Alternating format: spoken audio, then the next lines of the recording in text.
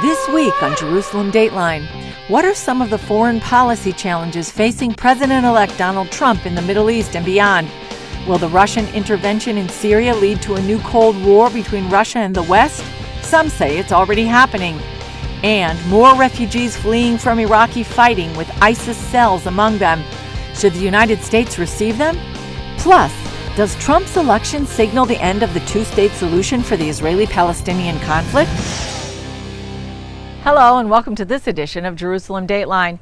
I'm Julie Stahl, filling in for Chris Mitchell. We're coming to you from the Haas Promenade overlooking the city of Jerusalem. But first, to Russia, where some say they're preparing for war. That's one of the biggest foreign policy challenges facing President-elect Donald Trump when he takes office.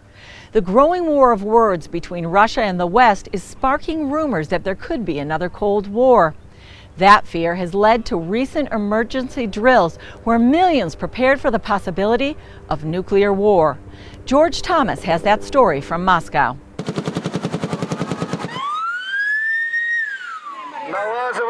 This was the scene in Moscow and across Russia, as 40 million participated in the largest emergency defense drills since the collapse of the Soviet Union. It's all over the television. You can feel it. It feels like tensions are rising. From high school students in gas masks to hundreds in hazmat suits to Russian Marines rehearsing enemy interceptions. Polls here show half of Russia fears a new Cold War with the West has already begun. Of course I'm worried. To be honest, I'm a little bit scared. Much of the hysteria fueled by growing tensions between Russia and the West over the ongoing crisis in Syria. Allahu Akbar! Syria's army, backed by Russia's air force, has been pounding rebel areas of eastern Aleppo for weeks. But President Vladimir Putin defends his country's support, saying it's necessary to defeat Islamic militants in Syria. We keep hearing Aleppo, Aleppo, Aleppo. Yes, but the thing is either keeping a terrorist nest there or crushing that nest while doing everything possible to minimize civilian casualties. While polls show a majority here support Moscow's presence there, many believe the conflict has hurt their country's global standing. Add to that concern Russia's recent military action elsewhere. In early October, it moved a nuclear-capable missile system close to Poland and Lithuania, while holding several drills on its western border. Then, Russia released the first images of its new thermonuclear armed ballistic missile, dubbed Satan II. A government-controlled news agency touted the missile could destroy an area the size of Texas or France. Alexei Mulovanov is an editor of an independent Russian news website.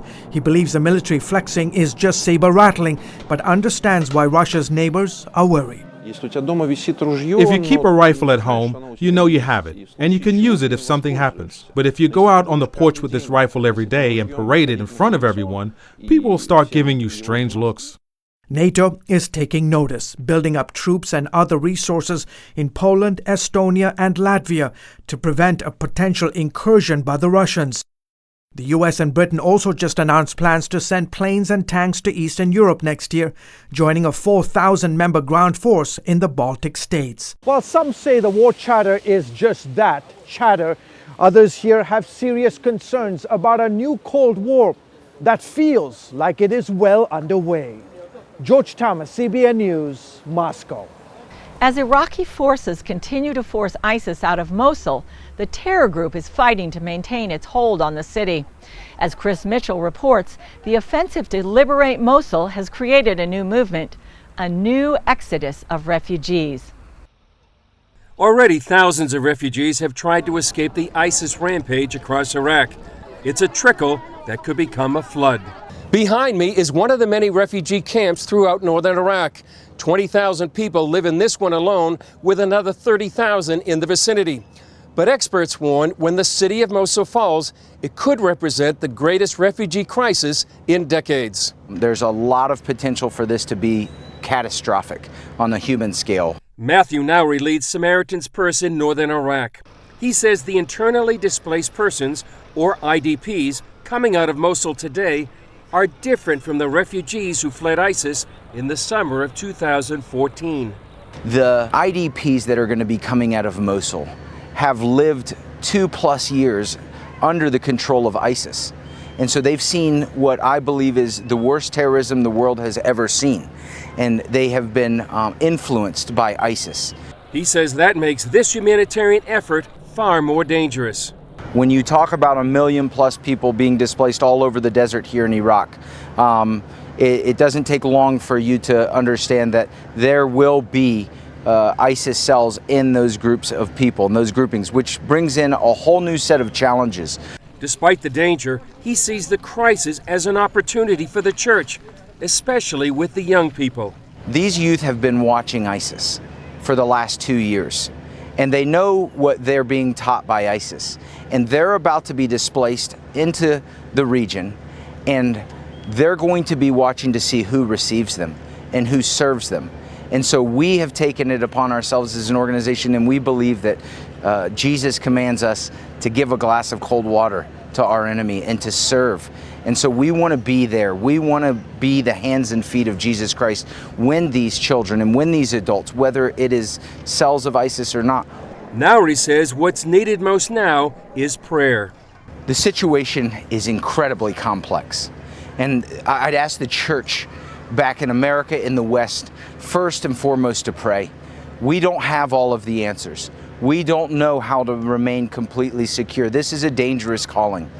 But I'd ask for prayers for the people themselves that are going to be displaced, that God would soften their hearts now, that they'd be receptive to the message that so many of Jesus' followers are going to be out in the desert here in Iraq trying to provide.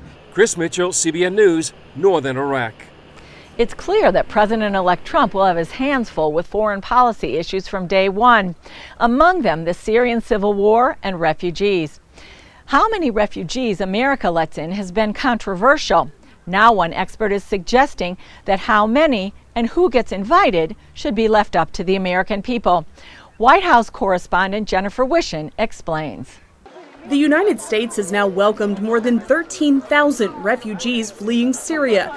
Amid all the concerns about radical Islamic infiltrators, some suggest the American people should have a say in who gets in. It's our country, it's our house. We decide to whom to open the doors. We decide to whom to offer a meal and maybe a bedroom. I think, of course, that should go without saying, but doesn't.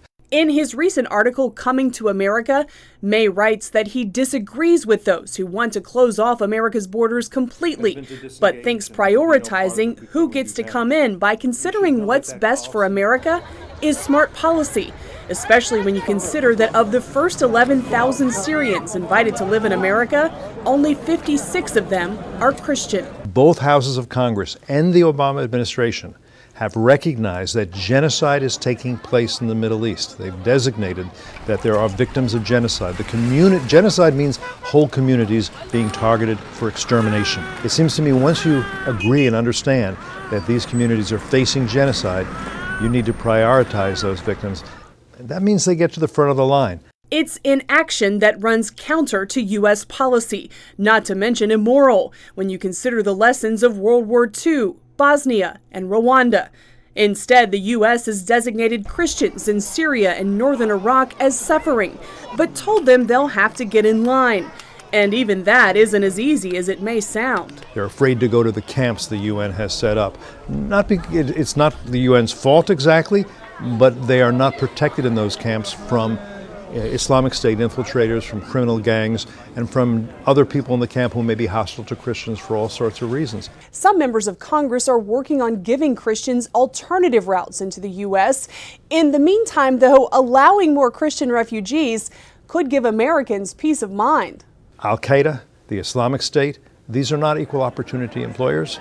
They don't employ Christians, so it's easier to vet Christians because Christians are not going to come here in order to become suicide bombers for ISIS or Al-Qaeda. That doesn't work that way. The Christian communities in the Middle East now under attack have survived centuries of hardships.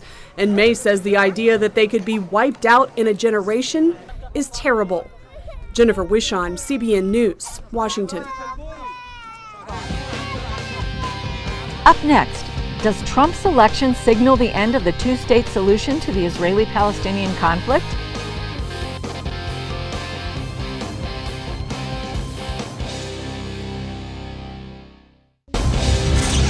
Welcome back to Jerusalem Dateline.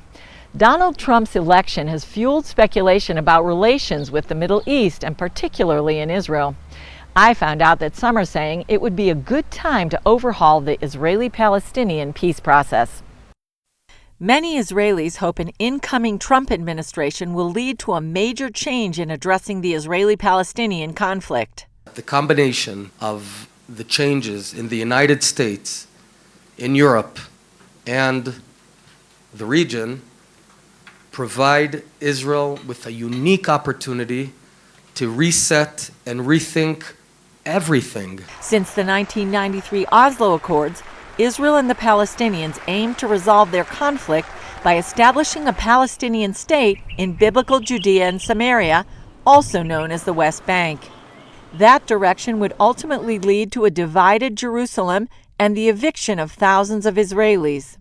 Israeli Education Minister Naftali Bennett, however, raised the stakes when he said Trump's election could signal the end of the two-state solution.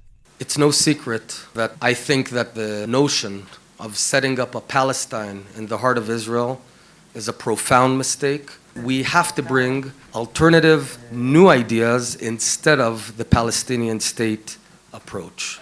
Despite years of countless failures, including violent Palestinian uprisings, rocket attacks on Israel, and war in Gaza, the notion of the two-state solution remained.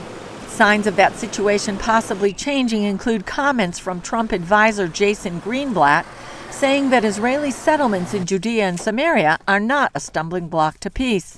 Trump himself has pledged to recognize Jerusalem as Israel's capital and move the U.S. embassy there from Tel Aviv, a move promised for more than 20 years by various candidates without any fulfillment.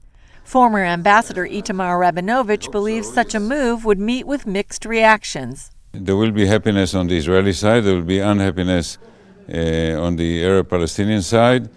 There may be riots, there may be violence. Former Israeli ambassador to the EU in Jordan, Oded Iran, tells CBN News Washington needs a fresh analysis of the Israeli-Palestinian conflict.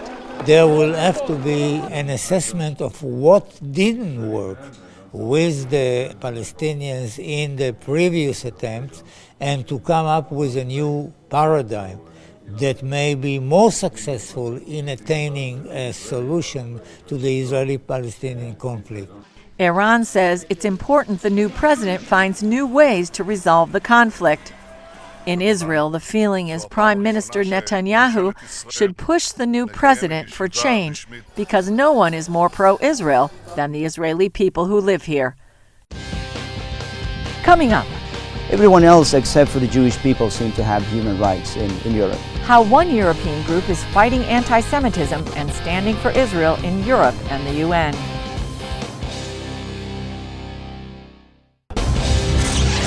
Welcome back. Thomas Sandel heads the European Coalition for Israel. That organization promotes closer ties between Israel and the European Union and fights anti-Semitism in Europe and at the UN.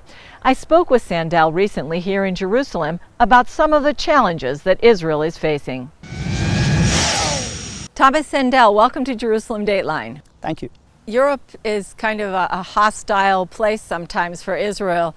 You work on Israel's behalf. Can you tell us a little bit about what you're doing in Europe on behalf of Israel? A lot of the foreign policy power is concentrated to Brussels, and by being there on the ground, by engaging with the policymakers, presenting them with facts, issue briefs, and also offering alternative scenarios that they don't get from anyone else. Now, what would you say is the biggest threat facing Israel coming from Europe? I think there are a number of different threats. One is very obvious when we look at the demographics, the migration crisis, the threat of radical Islam. But apart from that, there's something which I sometimes call sophisticated anti-Semitism, which comes from corners of society where they try to be champions of human rights, but they have a very strange understanding of human rights. So they would say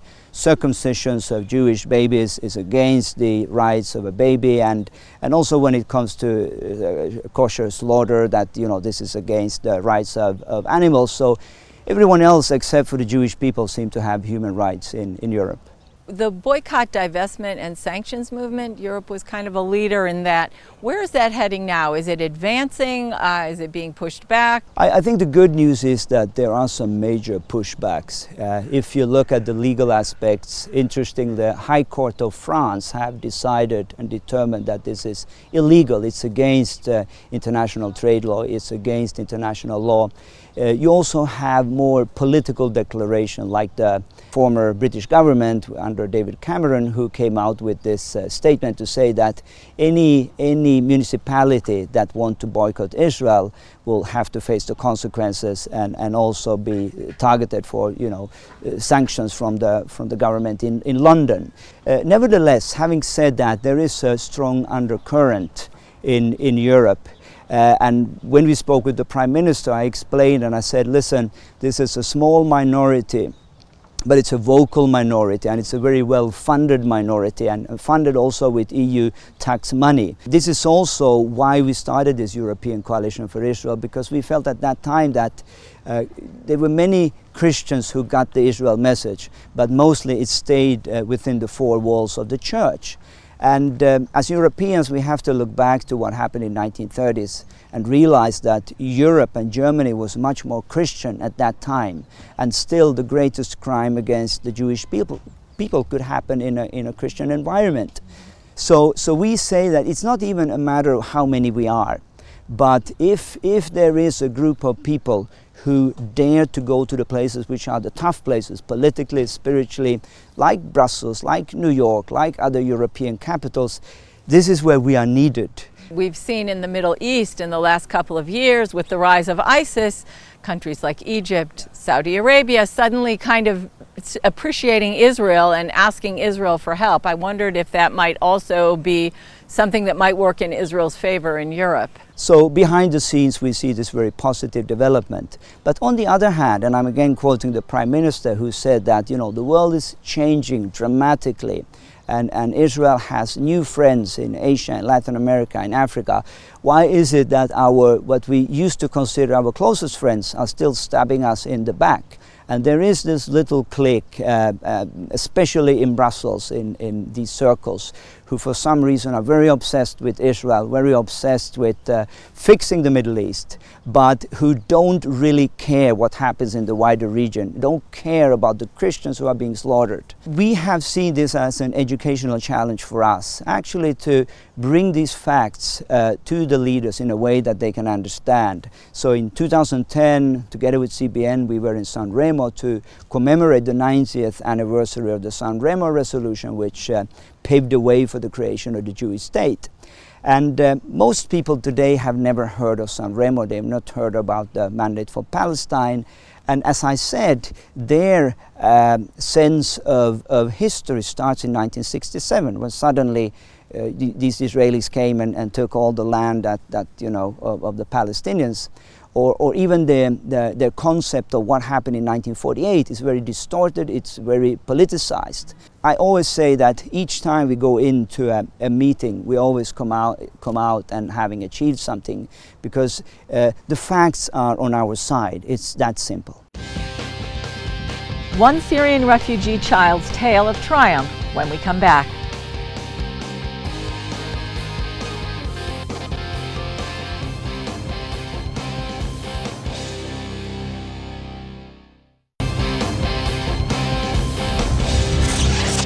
Welcome back. Noureddin is a Syrian boy living with his family in a refugee camp in Lebanon. And as if the struggles of living in a refugee camp weren't enough, Noureddin suffers from a condition that makes it hard for him to speak and make friends. Here's how Christians helped. In the refugee camp where his family lives, Noureddin walks alone. The other kids don't want to play with him because he was born with a deformity of his tongue and has trouble speaking. He came home crying all the time because the other children laughed at him. Even the adults teased him. He hated the whole world, and that made me cry too. Noradin's mother told me that after escaping the bombings of the civil war in Syria, their family came to the Bekaa Valley in Lebanon with next to nothing. The Lebanese government keeps us from moving. We can't find good jobs, but still have to pay rent.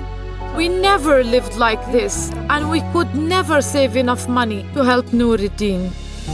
Then Heart for Lebanon, which is supported by CBN, went to Noradin's camp and met his family. When we found out about the problem with his tongue, we paid for the surgery he needed. I was so excited. After the surgery, I could speak normally. The other kids noticed right away, and that made me really happy. Noradin now goes to school at the Heart for Lebanon Hope Center, where he's excelling at math, Arabic, and English. I love coming to school because I get to learn about new things, and the teachers take good care of us. I also get to play with all my friends. When I heard Noradin speaking better after the surgery, I thanked God. He is so happy now. Seeing him going to this fantastic school is amazing. Because of the war, my children missed so much school, but now they are learning again and doing great. The kids at the Hope Center also get to watch Superbook in Arabic. I really like hearing new Bible stories. I go home and tell them to my family and talk about how Jesus loves us. Every day I thank God for taking care of us and for sending His Son to take away my sins. CBN and Heart for Lebanon give food every month to Noradin's family and thousands of other refugees. I can't imagine what we would do without Heart for Lebanon and CBN. I really love them. I get excited knowing there are people out there who care about us. Thank you for helping me and my family. I love you. It's inspiring to see how Christians can help. And remember, no matter how hard things get in the world, the God who watches over Israel and you and me neither slumbers nor sleeps. Well, that's it for this edition. Remember, you can follow us on Facebook, Twitter, and Instagram. I'm Julie Stahl. We'll see you next time on Jerusalem Dateline.